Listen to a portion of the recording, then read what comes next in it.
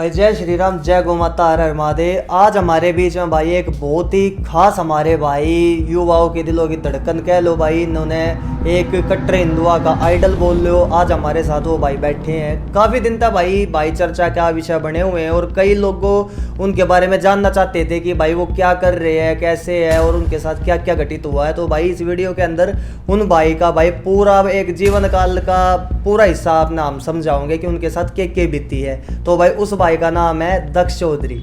मिलिए भाई हमारे भाई दक्ष चौधरी से।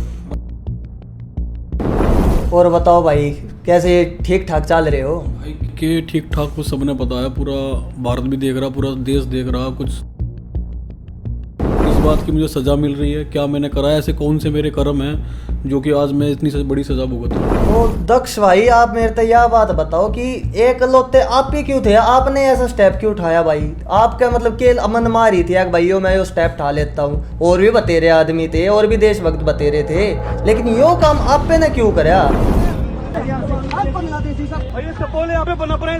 इनका मौन रहने का कारण ये है क्योंकि अभी ये आबादी में नहीं है। जिस दिन 50-50 हो गए तो यहाँ पे वही हालात होंगे जो बांग्लादेश के अंदर है। और भाई नहीं, ये तो हमारी यहाँ पे सरकार झेल लेगी, बीजेपी कोई बीजेपी नहीं आएगी, कोई बचाने नहीं आएगा। और बताया जा रहा है कि वहाँ पे जाके किसी की जाति ना पूछी, एक तू हिंदू है तो किस जाति का है। वहाँ पे सिर्फ एक टारगेट लिया गया है कि हिंदू है करो। दलित समाज के सारे भाइयों से मैं यही कहूंगा कि भाई ये जो कुछ गंदी नाली के कीड़े सोशल मीडिया पे जो जय मीम को बोलने, जय भीम और जय मीम बोलते हैं ना भाई, जो ये कहते हैं कि भैया जय मीम हमारे वाले साथ में, तो बाबा साहब ने हमेशा इसकी बगावत करी थी। और उन्हें कितने दिन तक बाहर हो, आपके परिवार को क्या क्या पड़ताड़ना झेलनी पड़ी भाई इस बीच? आज जहादी ताकतें जितनी भी हैं सारी मेरे पीछे लगी पड़ी है कि कब मौका दक्ष हाथ लगे, कब मौका मिले और कब अपना बदला पूरा करें, कब इसे किनारे करें।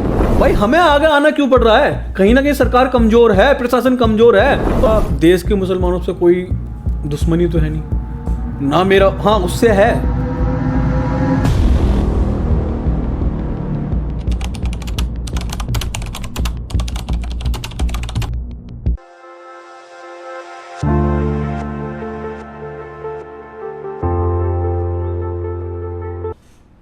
भाई जय श्री राम, जय गौ माता, हर हर महादेव। आज हमारे बीच में भाई एक बहुत ही खास हमारे भाई युवाओं के दिलों की धड़कन कह लो भाई, इन्होंने एक कट्टर हिंदुआ का आइडल बोल लो। आज हमारे साथ वो भाई बैठे हैं। काफ़ी दिन तक भाई चर्चा का विषय बने हुए हैं और कई लोगों उनके बारे में जानना चाहते थे कि भाई वो क्या कर रहे हैं, कैसे है और उनके साथ क्या क्या घटित हुआ है। तो भाई इस वीडियो के अंदर उन भाई का भाई पूरा एक जीवन काल का पूरा हिस्सा अपना हम समझाओगे कि उनके साथ क्या बीती है। तो भाई उस भाई का नाम है दक्ष चौधरी। मिलिए भाई हमारे भाई दक्ष चौधरी से। राम राम भाई सबने, जय श्री राम भाई, जय गौ माता की सभी ने। तो भाई बहुत बहुत स्वागत है दक्ष भाई आपका। और बताओ भाई कैसे, ठीक ठाक चल रहे हो? के ठीक ठाक को सबने पता है, पूरा भारत भी देख रहा, पूरा देश देख रहा। कुछ जितने भी सनातन के लिए जो कार्य कर रहे हैं, जो धर्म के लिए लड़ रहे हैं, सबने देख रहे हैं कि मेरे साथ क्या चल रहा है, क्या नहीं, किस बात की मुझे सज़ा मिल रही है, क्या मैंने करा है, ऐसे कौन से मेरे कर्म हैं जो कि आज मैं इतनी बड़ी सज़ा भुगत रहा हूँ, सबने पता। तो भाई ये बाप कितने दिन हो लिया आपने मतलब अपने घर तक बाहर? भाई मुझे अपने घर से बाहर तो खैर, अगर घर से ही बाहर की बात है तो करीबन मैंने 4-5 साल हो लिए मैं अपना घर छोड़ दिया। अच्छा। और अब जो ये जब से मेरे भाई धर्म के लिए लड़ाई लड़नी शुरू करी है और जब से जिस तरीके से भाई ग्राउंड लेवल पर मेरे काम रहे हैं, उस तरीके को देखते हो तो मेरा घर वालों से मेरा कोई मतलब ही नहीं है। क्योंकि जो मैं नहीं चाहता कि भाई जो मैं काम कर रहा हूँ, जो भी कार्य मैं कर रहा हूँ, उससे मेरे परिवार पर कोई भी समस्या पैदा हो उनके लिए। तो अगर मैं धर्म के लिए लड़ रहा हूँ, मैं धर्म के लिए कार्य कर रहा हूँ, तो उसकी सज़ा भी मुझे ही मिलनी चाहिए, चाहे वो कानूनी तरीके से हो, चाहे वो जिहादी ताकतों के द्वारा हो। उसका जो भी भुगतान हो मैं ही करूँ, मेरा परिवार ना करे। इसलिए मैंने परिवार छोड़ रखा है। अब बात करता हूँ, 20-22 दिन हो गए भाई मुझे भगते हुए, छिपते हुए हर तरीके से। और भगना छिपना कोई मतलब ये नहीं कि मैं कोई कायर हूँ जो मैं भाग रहा हूँ या छिप रहा हूँ, सिर्फ इसलिए कि भाई जो सज़ा, जिस चीज़ की कोई सज़ा ही नहीं बनती। आज जिस तरीके से सोशल मीडिया चिल्ला के कि भाई आदतन अपराधी, तो मैं ये पूछना चाहता हूँ कि क्या धर्म के लिए लड़ना, क्या धर्म के लिए आवाज़ उठाना या गौ माता की सेवा करना, वो आदतन अपराधी कहाँ से हो गया? अपराधी वो होता है जिसने भाई मर्डर कर रखा हो, जिसने जो सारा चोरी चकारी करता हो, डकैती करता हो, वही तो अपराधी होगा ना। जो धर्म के लिए आवाज़ उठा रहा है वो कहाँ से अपराधी हो गया? आज 20-22 दिन से मेरी ज़िंदगी ऐसी हो गई है जैसे कि मैं इस मतलब हर तरीके से टॉर्चर, मेंटली टॉर्चर, हरासमेंट, और एक तरीके से मैं जंगलों में भी कहीं भटकता रहा हूँ, टाइम से खाना भी नहीं मिला है। और अंदर से भी बहुत रोया हूँ। रोया मैं इसलिए हूँ कि भाई जिस धर्म के लिए मैं लड़ रहा हूँ, जिस सनातन धर्म के लिए मैं जिन लोगों के लिए लड़ रहा हूँ, कि वो लोग मौन है। क्योंकि धर्म के लिए यार अगर कोई इंसान आगे आगे आके आ रहा है भाई, अगर आप लोगों की आवाज़ बन रहा है, जो बांग्लादेश के अंदर हुआ उससे पूरा देश प्रताड़ित था, सभी प्रताड़ित थे। अपने घर में बैठ बैठ के सब वीडियो देख रहे हैं, फोनों पे वीडियो देख रहे हैं, लेकिन किसी की हिम्मत ये नहीं हो रही कि यहाँ की जो सरकार है उससे एक बार आवाज़ उठा लें कि भाई आप लोग क्यों बांग्लादेश पे चुप हो, क्यों वहाँ पे जिस तरीके से सिर्फ इस बात की सज़ा मिल रही है वहाँ पे कि वो हिंदू हैं। तो दक्ष भाई, आप मेरे को यह बात बताओ कि एक लोते आप ही क्यों थे, आपने ऐसा स्टेप क्यों उठाया भाई? आपका मतलब कि अमन मारी थी यार भाइयों, मैं यो स्टेप उठा लेता हूँ, और भी बतेरे आदमी थे और भी देशभक्त बतेरे थे, लेकिन यो काम आप पे ने क्यों करया यार? इब आप नु कह रहे हो भाई मेरे ना हरेसमेंट भी हुई है, मैं दुखी भी हूँ, मेरा समाज भी मेरा साथ नहीं दे रहा। तो भाई समाज अगर आपका इब साथ क्यों देगा? अगर वो समाज साथ देने वाला होता तो वो यो काम खुद भी कर लेता, तो आपने यो काम क्यों कराया था? आप यह बात बता दो भाई सचिन, मैं ये कहना चाहता हूँ कि भाई मैं ना तो कोई मैंने ये टीआरपी के लिए काम करा, क्योंकि ऐसी टीआरपी अगर कोई ये सोचता हो, अगर पब्लिक भी ये सोचती हो, कोई बैठा मुझे देख रहा हो कि ये फैन फॉलोइंग के लिए काम कर रहा है या अपना चेहरा चमकाना चाहता है, तो मैं जब घर से बाहर भी निकलता हूँ ना तो अपने चेहरे पर रुमाल बांध के निकलता हूँ। मैं अपनी पहचान, अगर पहचान बनाने वाली बात है कि मैं टीआरपी के लिए कर रहा हूँ ना, ऐसी कौन पहचान चाहता है कि जिससे हमेशा 24 घंटे ये रहता हो कि कब कौन आके मुझे मार दे। आज जिस रही उसकी बात कि भाई मैंने क्यों करा, मैं ही क्यों, इतने दिनों से जो बांग्लादेश के अंदर हो रहा था, पूरे भारत जितने भी यहाँ के संगठन हैं, 3 लाख 4 लाख जिस देश के अंदर संगठन है जो अपने आप को हिंदुत्व संगठन बताते हैं कि हम हिंदुत्व के लिए खड़े हैं, हम हिंदुत्व के लिए कार्य कर रहे हैं। भाई अगर एक आम आदमी, अगर एक घर गृहस्थी वाला आम आदमी परिवार है, वो अपने परिवार को पाल रहा है, लेकिन उसका एक आदमी उस परिवार में किसी संगठन से जुड़ा हुआ है, तो उस संगठन का कर्तव्य क्या बनता है कि अगर किसी भी, अगर भाई हमारे बांग्लादेश के अंदर जो हिंदू प्रताड़ित हो रहे थे, मैं ये तो कहा नहीं भाई किसी चलो वो यहाँ पर जाके जंग लड़ते हैं, कम से कम आवाज तो उठा सकते थे। और भाई आप मेरे से एक बात यह बताओ, आपने जो भी कराया, कुछ भी कराया, तो वो तो बांग्लादेश वालों ने कराया नहीं हिंदुओं के साथ, यहाँ वाला गैल तो भाईचारा बता रहे हैं ये भाई। वो उनके साथ इसलिए करा बांग्लादेश के अंदर क्योंकि वो हिंदुत्व ने सजा इस बात की दी, और यहाँ के जो भाईचारे थे उनके जो तुम्हारे भाईचारे वाली बात करी है ना, तो जो भाईचारे वाले उन्होंने एक बार भी किसी ने तो आवाज नहीं उठाई वहां के लिए, किसी के मुंह से एक वर्ड भी नहीं निकला। जो साढ़े दर्द झलका रहे थे उस हमास के लिए, उस आतंकवाद के लिए, उनका एक बार दर्द झलका जो बांग्लादेश के अंदर हिंदुओं के साथ प्रताड़ित हो रही थी, वो जब वो भाईचारा कहाँ चला गया भाई? तुम जिसने निभाना निभाओ, लेकिन मैं ये कहता हूं कि भाई जहां अगर धर्म की बात हो, जहां बहन बेटी की बात हो, कम से कम वहां ईमान तो मत डिगाओ अपना, वहां तो अपने अंदर इंसान जिंदा रखो कि भाई करने वाला सलमान है, खुरेशी है, ये तो देखो फिर भाईचारा कहां जा रहा है। और बांग्लादेश के अंदर जो हो रहा था ना, उससे पूरा देश प्रताड़ित था, और हमने ऐसा कोई कार्य नहीं करा जिससे कि हमें ये हो जाए कि भाई हमने कोई देशद्रोह वाला काम करा हो। वो जब बांग्लादेश के अंदर हिंदुओं को रहने नहीं दे रहे, वहां पे उनकी प्रॉपर्टी छीन रहे हैं, उनकी जमीन ही छीन रहे हैं, मारा पीटी कर रहे हैं, तो फिर जो वहां के यहाँ के शरणार्थी साढ़े वहां के जो घुसपैठिया यहाँ पे, उनका क्या काम भाई? आज जो हालात है वहां पे कर रहे हैं हिंदुओं के साथ, कल को यहाँ भी करेंगे। आज चुप क्यों है? इनका मौन रहने का कारण यह है क्योंकि अभी ये आबादी में नहीं है। जिस दिन 50-50 हो गए तो यहां पे वही हालात होंगे जो बांग्लादेश के अंदर है, और ये सिर्फ समझने वाली बात है। आज जो हिंदू इस मौन होकर बैठा है ना इस चीज को लेकर कि भाई नहीं, ये तो हमारी यहां पे सरकार झेल लेगी, बीजेपी, कोई बीजेपी नहीं आएगी, कोई बचाने नहीं आएगा। बंगाल के अंदर बीजेपी क्यों नहीं बोलती? ये तो भारत की बात है ना, चलो ये तो बांग्लादेश की बात हो गई ना भाई, वो चलो आउट स्टेट की हो गई, चलो भाई बाहर देश की बात हो गई, उस पर हम ध्यान नहीं। लेकिन जो बंगाल के अंदर जो वहां पे प्रताड़ित दो दलित हिंदू प्रताड़ित है, वहां पे जो सरेआम जो गाय काटी जाती है, उसके लिए बीजेपी क्यों नहीं बोलती भाई? अगर यहाँ का हिंदू ये सोच के बैठो कि हमें बीजेपी बचा लेगी, कोई बीजेपी नहीं बचाएगी, ना कोई संगठन बचाएगा, खुद सक्षम होना पड़ेगा। अगर तो भाई मेरे तो एक बात बताओ, आप उन तय आपका क्या मैसेज है जो याड़े तय नारा लगाने लाग रहे हैं कि जय भीम जय भीम, भीमराव अम्बेडकर की तो देखो हम सब सम्मान करते हैं, लेकिन जो जय भीम और जय मीम का नारा लगा रहे हैं, वहां पे बांग्लादेश के अंदर ये बताया जा रहा है कि वहां पे जाके किसी की जाति ना पूछी, एक तू हिंदू है तो किस जाति का है, वहां पे सिर्फ एक टारगेट लिया गया है कि हिंदू है करो, काफिर है, हिंदू है तो काफिर है, यो हमारा है ही नहीं। तो याडे के जो मेरे भाई बाणा का माइंड वॉश किया जा रहा है, एक भाई हिंदू आता अलग होतम, तम तो जय भीम वाले हो, हिंदू धर्म तय अलग होतम, तो उन भाई बाणा तई, उस परिवार तय, उन परिवार तई, हमारे हिंदू समाज तय आपका क्या संदेश है? भाई मैं तो, अगर कोई मेरा भाई जय भीम वाला भी देख रहा हो इस वीडियो ने, तो मैं एक छोटी सी बात पूछना चाहता हूँ कि भाई जितना अत्याचार बांग्लादेश में हुआ, वो वहाँ पे सारे दलित हिंदुओं के साथ हुआ। बंगाल के अंदर जो हो रहा है वो दलित हिंदुओं के साथ हो रहा है।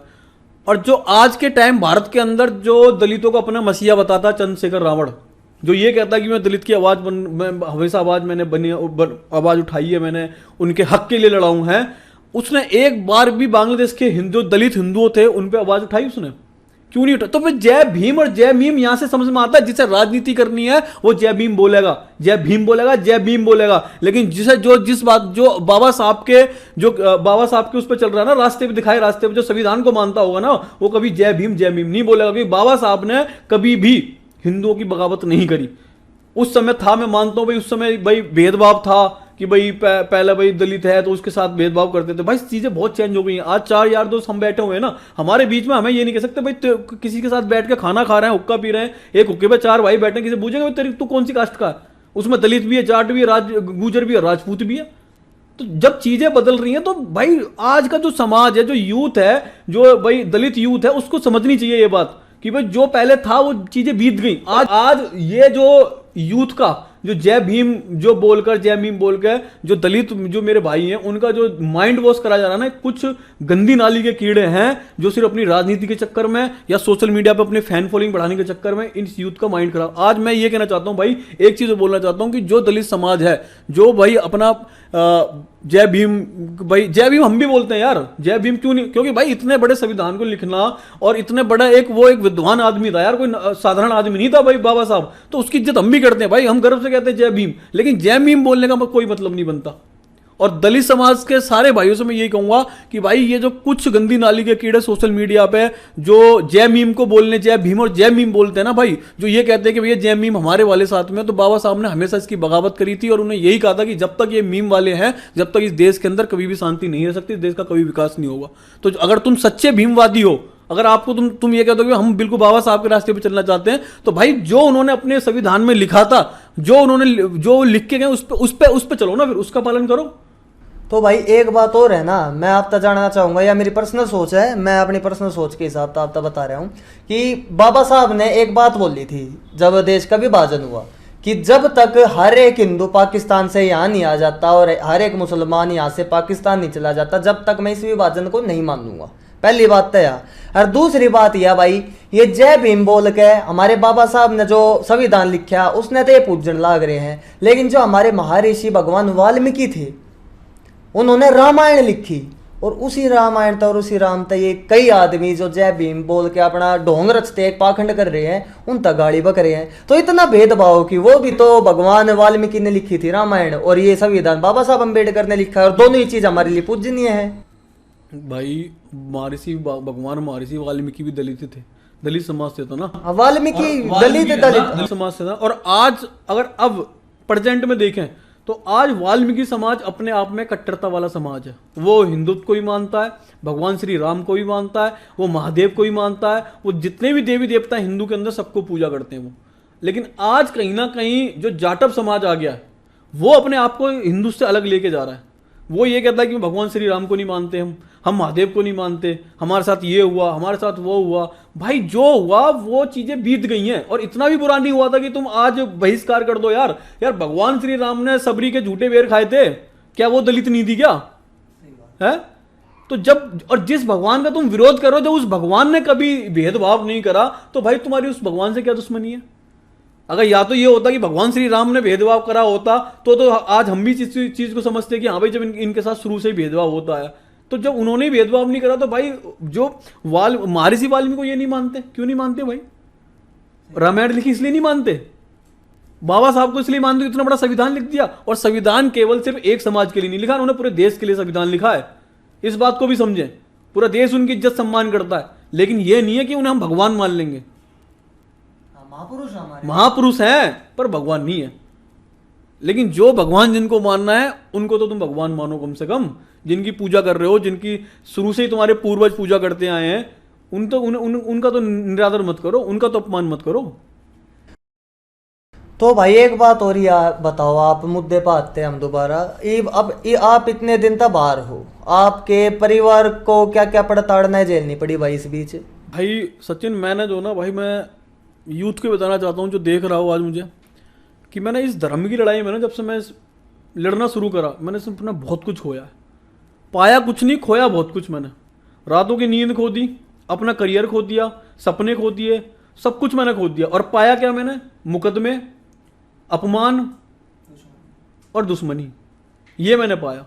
आज मेरे साथ जो आज प्रशासन मेरे खिलाफ है, आज सरकार मेरे खिलाफ है, आज जिहादी ताकतें जितनी भी हैं सारी मेरे पीछे लगी पड़ी हैं कि कब मौका दक्ष हाथ लगे, कब मौका मिले और कब अपना बदला पूरा करें, कब इसे किनारे करें।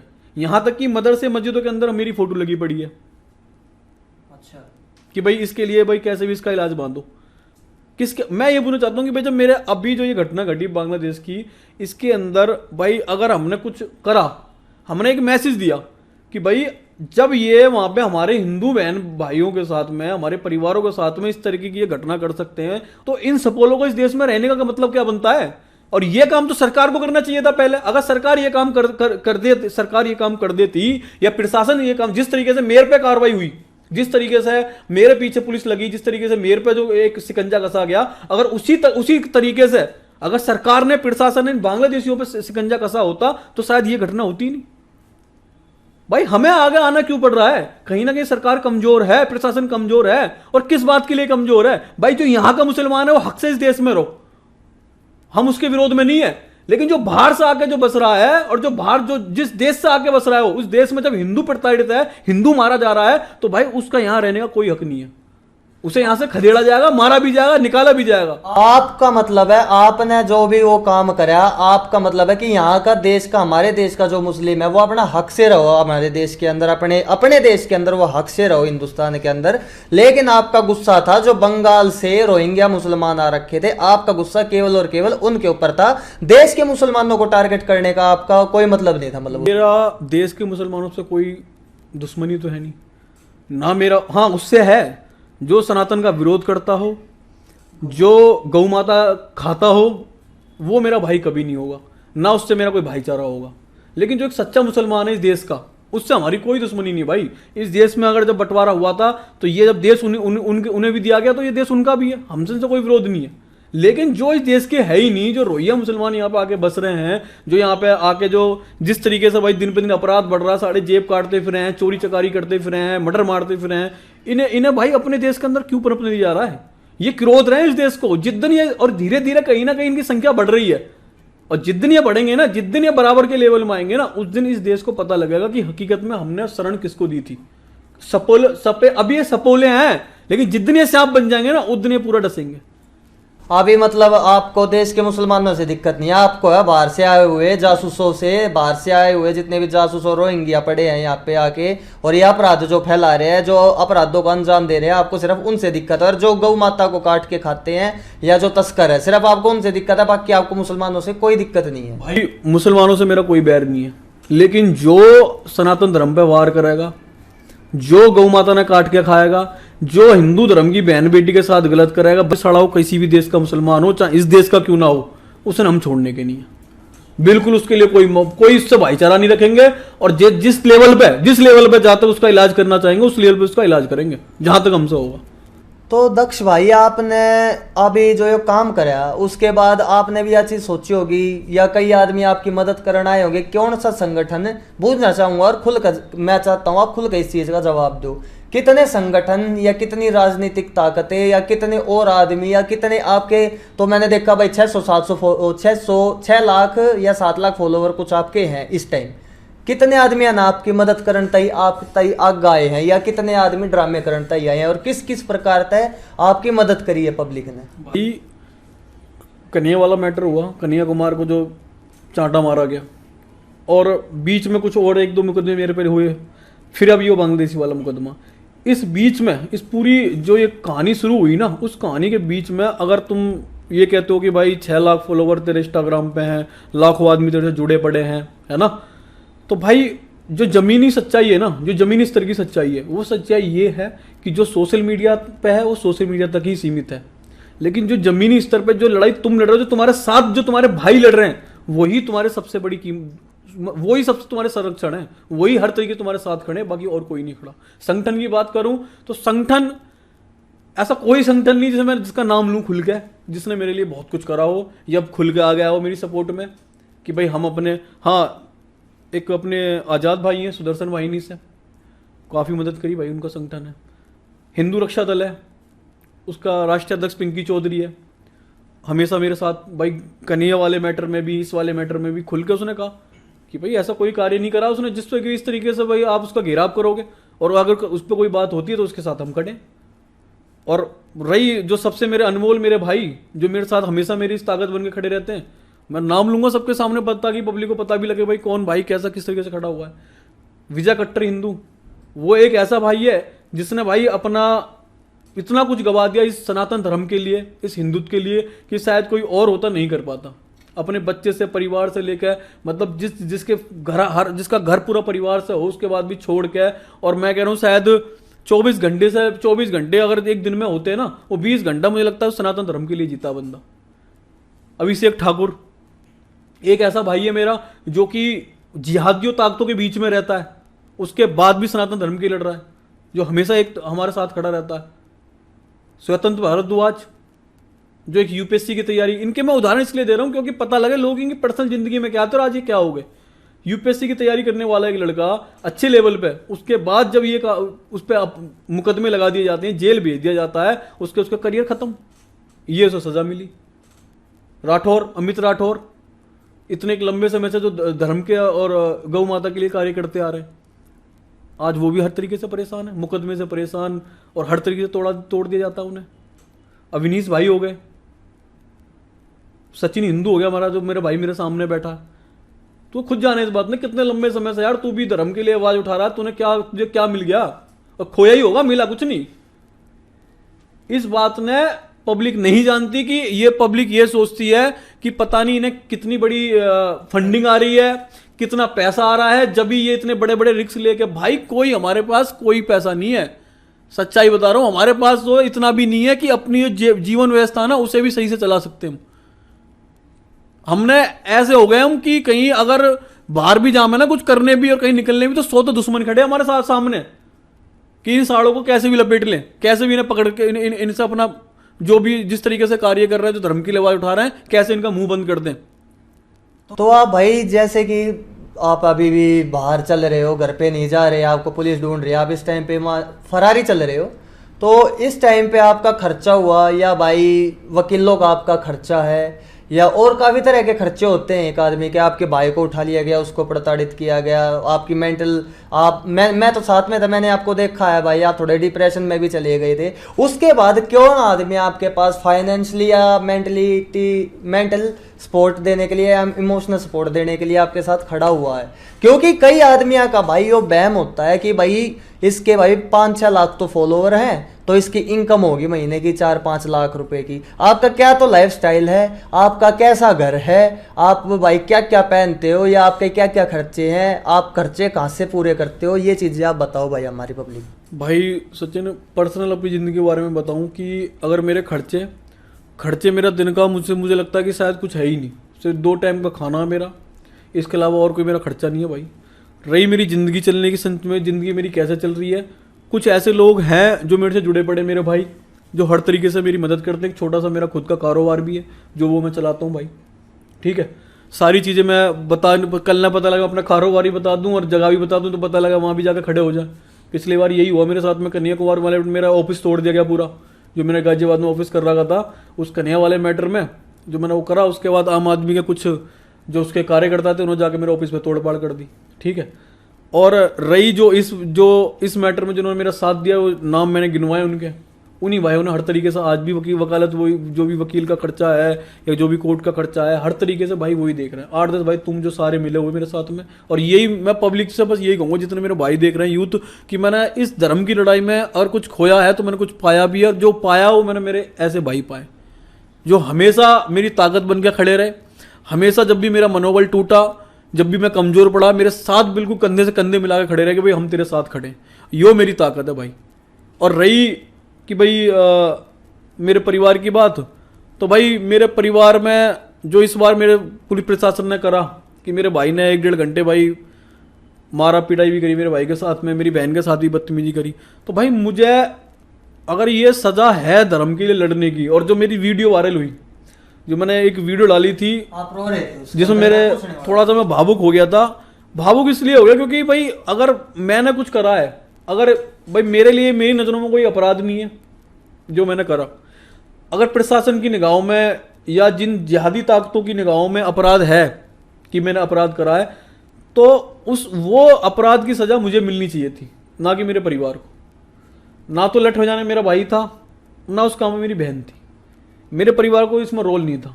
अगर इतनी बड़ी सज़ा मेरे भाई को दी गई, उसके साथ मारा पीटी करी गई, तो वो उसका मुझे दुख हुआ। और परिवार तो यार अच्छे अच्छे धुरंधर, जहां परिवार की बात है वहां टूट जाते हैं यार। किसी इंसान ने अगर तोड़ना हो तो उसके परिवार ने टॉर्चर करो, इंसान अपना आप टूट जाएगा। परिवार से जब परिवार की बात आती है ना मेरे भाई, तो हर कोई कमजोर पड़ जाए। और यो ओवैसी, इसके भाई ने एक बयान दिया था कि 15 मिनट के लिए पुलिस हटा दो, उसके बाद जब उसके भाई पे शिकंजा कसा गया तब कैसा रोया है? तब भी तो रोया था। तो कमजोरी तो भाई है ना। लेकिन अगर कोई जिहादी ताकत ये सोचती हो कि भाई दक्ष कमजोर पड़ गया या दक्ष हार मान गया, तो वो गलत फहमी अपने दिमाग से निकाल दे। क्योंकि मैं कमजोर पड़ा नहीं हूं ना, मेरी पहले से मैं कि भाई मनोबल टूटा है, सिर्फ मेरे परिवार की बात थी इसलिए मैं टूट गया। और अब ऐसा कार्य कर दूंगा कि शायद अगर भविष्य में कभी सनातन धर्म के लिए समर्पित हूं और आगे भी रहूंगा, लेकिन परिवार को साइड करके भाई अब बिल्कुल बिल्कुल अब कोई ऐसा कमजोरी नहीं होगी जिससे दक्ष चौधरी का बिल्कुल भी अगर आंख में से एक आंसू भी आए। अगर आएंगे तो अपनों के लिए आएंगे। इन जहादी ताकतों से लड़ते समय मेरी आंख में कोई आंसू नहीं होगा। हर ताकत के साथ खड़ा रहूंगा और हर ताकत के साथ अपने इस धर्म के लिए लड़ूंगा। तो भाई आपका माता पिता और आपका घर बार कहाँ पे है?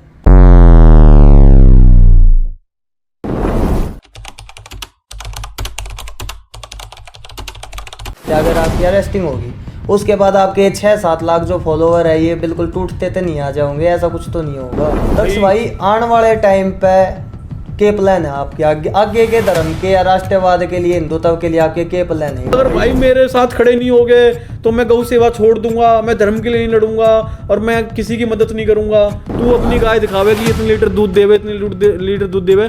तेरी हमने उस गौशाला के अंदर सिर्फ दूध वाली देखी, बिना दूध वाली कोई लंगड़ी लूली गाय नहीं देखी हमने। अगर तो इतना बड़ा समाज सेवी है भाई। और मैं तो ये भी चाहता हूँ कि यार अगर ये इतनी जो सरकार है, प्रेसिडेंट की सरकार है, ऐसी क्या इसकी मजबूरी रही जो आज तक गौ माता को राष्ट्रमाता नहीं बना पाई? सही कि जैसे प्रेसिडेंट की हालत है, हमारे बीच में से भी अब कोई ना कोई ताकत में प्रशासन में आने की जरूरत है कि भाई या तो सट्टे के प्रमोशन करने लग रहे हैं, माई रम्मी ऐप के प्रमोशन करने लग रहे हैं, 1x के बैठ के भाई इनके इन चीज़ों के प्रमोशन करने लग रहे हैं। उनने देखा यार उनकी कमेंट में कोई नू नहीं कहता है कि भाई तो सट्टे का प्रमोशन करें। अगर हम ना अगर अपना घर चलाने तक 1% अगर एक स्टोरी भी अगर कदे भी गलती तो लगा दी ना, तो 1 मिनट में है ना मेरे भाई मैं गारंटी दे रहा हूँ, अगर मैंने कल ने अगर प्रमोशन कर दिया ना तो आधे फॉलोवर तो मैंने गाड़ी देगा मेरा क्या बात देंगे लग गया ना सट्टे का प्रमोशन करें। भाई अगर आप लोग चाहते हैं किसी भी तरह से दक्ष भाई की मदद करना, आप लोग दूर रहते हैं, भाई के फॉलोअर में से हैं या भाई की मदद करना चाहते हैं लेकिन आप दूर रहते हैं और आप लोग ये बात सोच रहे हैं कि हम तो मदद करना चाहते हैं लेकिन हमारे पास कोई ऑप्शन नहीं है, तो उसके लिए मैं आपको ऑप्शन दे रहा हूँ भाई। ये अकाउंट नंबर है 13590176781444501। ये अकाउंट नंबर है, इसका IFSC कोड है UTKS 0001359। और भाई उत्कर्ष बैंक है, ये मेरा अकाउंट है भाई, सचिन नाम से भाई ये मेरा अकाउंट है। जितना भी इस पे पैसा आएगा, आप जितने भी आर्थिक रूप से भाई की मदद करोगे वो भाई के पास मैं पहुंचा दूंगा, वो भाई आपको बता देंगे वीडियो के माध्यम से जैसे ही मैं उनको दूंगा। और दूसरा भाई आप लोग ये सोचे कि भाई हम अकाउंट नंबर पे तो नहीं डाल सकते लेकिन UPI पे डालना चाहते हैं। UPI के लिए नंबर होगा 9266857609। ये भाई UPI के लिए नंबर होगा। अगर UPI आपसे नहीं हो पा रहा है, किसी भी वजह से कैंसिल हो रहा है, लिमिट ओवर हो गई है, तो आप अकाउंट नंबर डाल के भाई डायरेक्ट उस पर आर्थिक रूप से मदद कर सकते हैं। और भाई ये जितनी भी होगी भाई की आर्थिक रूप से, और भाई वकीलों का जो खर्चा होगा या गौ सेवा होगी या भाई जो बच्ची भाई ने गोद ली है भाई उसके लिए आप आर्थिक रूप से मदद कर सकते हैं। कई लोग ये भी बोलेंगे कि भाई आप लोग तो ये काम कर रहे हो, तो भाई हाथ जोड़ के विनती आप लोगों से, किसी के साथ भाई कोई ज़बरदस्ती नहीं है किसी प्रकार की, ये हमने अकाउंट नंबर बोल के इसलिए बताया कि कोई मेरी वीडियो का मिसयूज करके अपना अकाउंट वगैरह करके मेरी वीडियो का कोई मिसयूज ना कर ले, इसलिए आपको ये मैंने बोल के बताया अकाउंट नंबर और फ़ोन नंबर। तो भाई जितना भी हो सके किसी के साथ ज़बरदस्ती नहीं है। ये अकाउंट नंबर और फ़ोन नंबर मैंने उन्हीं के लिए दिया है जो हकीकत में भाई मदद करना चाहते हैं दक्ष चौधरी भाई की, जो देश के किसी भी कोने में बैठे हैं, आप लोग मदद कर सकते हैं। बहुत बहुत धन्यवाद। जय श्री राम, जय गौ माता।